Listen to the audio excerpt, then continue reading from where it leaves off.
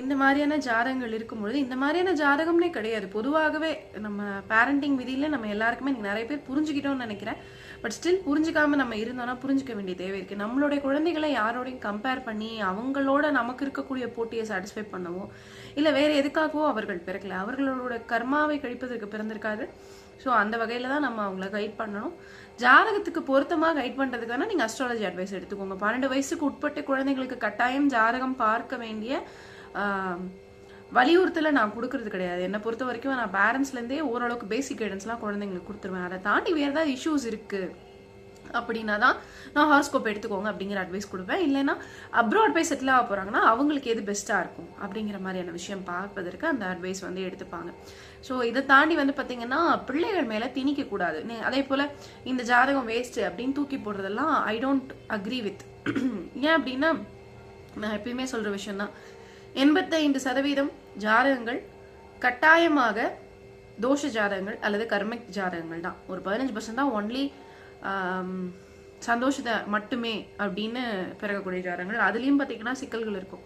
இப்போ இந்த பொண்ணுக்கு ஜாதகம் கட்டம் லக்னமே பாவத்துவமா இருக்கு, அதனால பேச்சு கேட்க மாட்டாங்க அப்படிங்கிறதெல்லாம் ஒரு பக்கம் இருக்கட்டும்.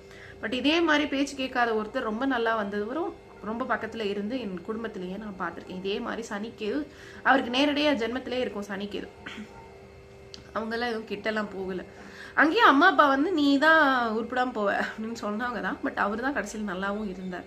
ஸோ இதில் பிள்ளைகள் அவர்கள் எடுக்கிற முடிவு, அதுக்கு பேரண்ட்ஸ் என்ன சப்போர்ட் பண்ணுறோம் அப்படிங்கிறதுமே இருக்குது.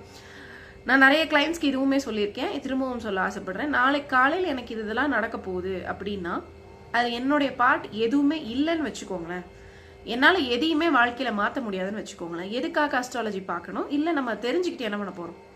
நமக்கு அது ஒரு கைடன்ஸ். அதை பார்த்து பள்ளம் இருக்குன்னா பார்த்து ஓட்டு, தள்ள ஹெல்மெட் போட்டு ஓட்டு, சீட் பெல்ட் போட்டுக்கோ. இதை தான் நம்ம அஸ்ட்ராலஜி மூலியமா உங்களுக்கு என்ன தேவைங்கிறத சொல்லி இங்கெல்லாம் காஷனா இருங்க, இங்கெல்லாம் இங்கே பிரச்சனை வர வாய்ப்பு இருக்கு, தவிர்த்துக்கோங்க, தலைக்கு வரது தலைப்பாயோட போக வைக்க என்ன செய்யலாம், அதுக்காக தான் பரிகாரங்கள்.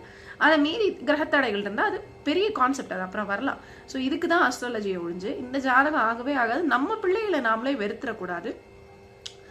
ஸோ அந்த ஒரு விஷயம் எனக்கு பேசணும்னு தோணுச்சு, அதுக்காக தான் இந்த ஒரு video. Hopefully it's useful for parents. Thank you.